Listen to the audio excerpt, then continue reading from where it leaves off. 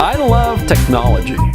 Oh yeah, I love technology because it is teaching us or showing us that a lot of things that in the past were considered to be true and you know, in contemporary society we've tried to pretend are not true. Well, technology is showing us that in fact it is true. The quote-unquote prejudices and quote-unquote bigotry of the past are accurate.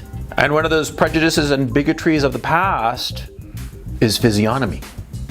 What's physiognomy? Oh, it's very simple. Physiognomy is the notion that when you look at somebody's face, their facial features can tell you something about their moral character. All throughout history, up until, you know, the last century or so, people believed in physiognomy. People believed that there were certain faces that were more cruel or less trustworthy, just as they thought that there were certain faces that were more trustworthy or more decent and good. You see what I mean? People didn't go by this as a universal rule, but there was a sense that there was something there. But during the 20th century, you know, that became anathema. The notion that people's faces could reveal something about their true character was considered just, like I said, bigoted, retrograde. It was considered, you know, out of fashion. People were all supposed to be this blank slate. People were all supposed to be identical, equal in moral character, and their faces meant absolutely nothing. Until technology and the Chinese. Yeah, because the Chinese were the ones who started taking pictures of people in mass and doing some comparative analysis about it, irrespective of the political correctness, or rather political incorrectness, of their study.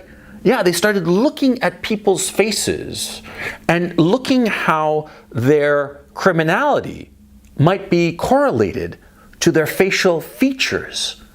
Oh yeah. They were doing this because they wanted their AI to be able to recognize faces more quickly. And so that's why their research into AI and face recognition technology took this weird turn in this direction.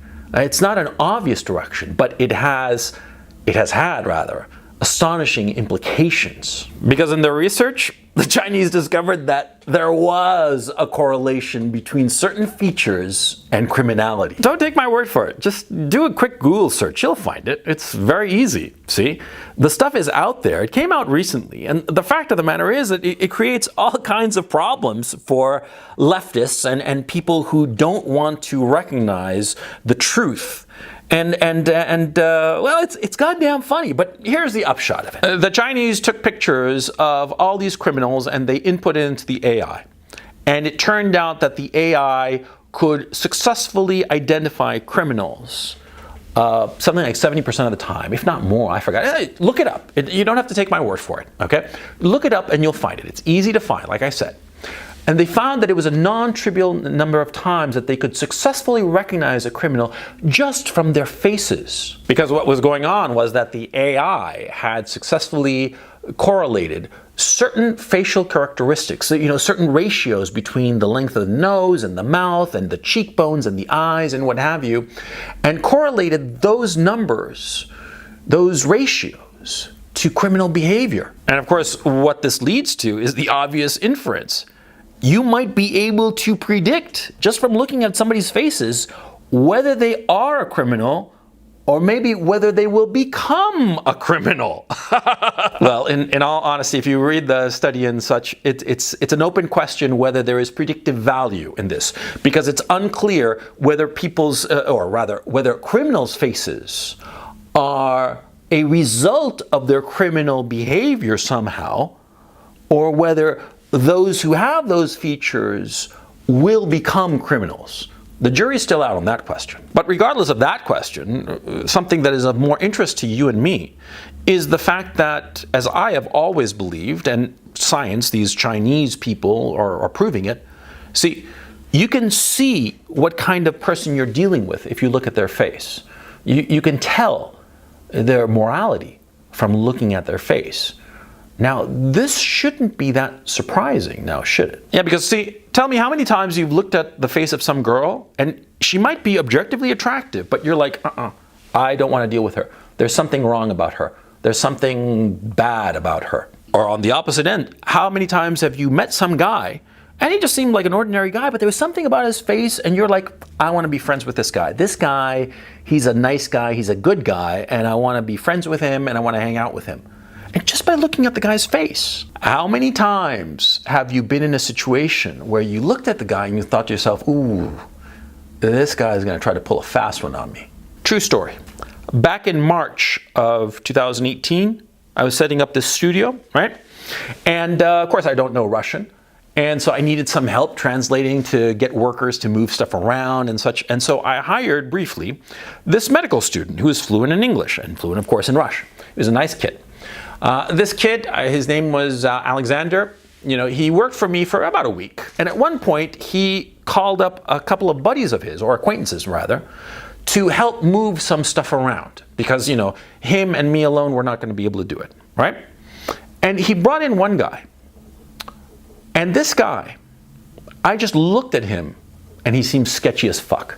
He looked sketchy as fuck, even though he looked really no different from the other college students that Alexander had called up to help us out, right? The fact of the matter is, he called them rather, to help me move this wood, this MDF wood that eventually became these tables, right? So anyway, they came over, and there was this one guy of the three guys that I thought, he's sketchy. And I told this to Alexander. I told him, I said, keep an eye on this guy. This guy is sketchy. This guy, he looks like a thief. That's what he looks like to me. Fast forward about 3 months, and Alex gets in touch with me, right? And he's calling me up because he needs to know if I need anything done because he needs money. And I asked him why he needs money. And he tells me because that friend of his had stolen his laptop. I helped him out with a few bucks, yeah, sure. But the point remains, see? Just by looking at the guy, I knew the guy was sketchy. Oh yeah. Physiognomy is real, okay? The SJWs, the polite leftists, you know, polite society might pretend it's not, but it is, okay? Not all the time. A lot of times you'll see somebody and, you know, it'll look like, you know, butter would not melt in their mouth. Like, for instance, there's the model, Miranda Kerr, right? I know for a fact that she's a slut. She is a huge fucking slut. She's fucked more dick than God knows who, right? But yeah, you look at her and she looks like a little fucking angel now, doesn't she? Yeah, but, you know, so you can't always be guided by the looks, okay? It's not proof positive that somebody's a good person, okay? But if they look sketchy, they probably are. Now, of course, some of you are probably saying, well, you know, coach, you look sketchy. Maybe you are bad. I don't know if I'm a good man or a bad man. It will take my maker to make that judgment, assuming that there is a maker. If there's no maker, well, you know.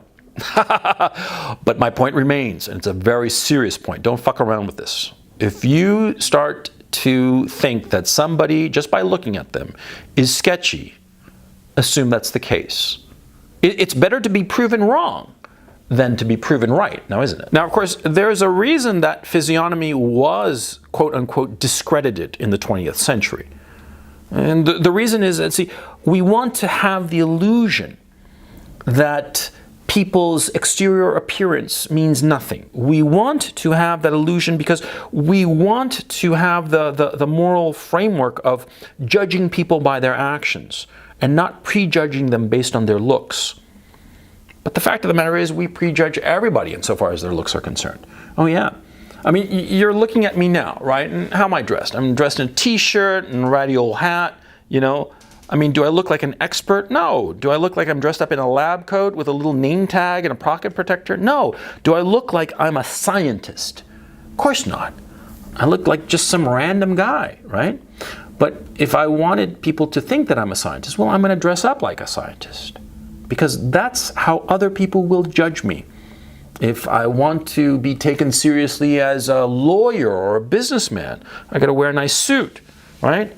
If I want to be taken seriously or trusted in anything, I have to look the part. And the face of the human beings that you come across, often as not, they'll be the only source of true illumination. Because we human beings are awfully good at hiding who we truly are. Now, aren't we? The face reveals. Don't let anybody ever pretend otherwise or tell you otherwise. Never buy into that brand of bullshit. The face reveals, and these Chinese AI scientists, they prove that, okay? Like it or not, people's faces reveal who they are. Don't be afraid of making judgments based on that. And don't be afraid of making mistakes based on those judgments. It could be that you're proven wrong, like in the case of Alex and his friend. It could have been that I thought he was sketchy, but it turned out that he was like an angel, right? It could have been the case, but it wasn't. And that's why Alexander had to come up with $500 to buy a new laptop.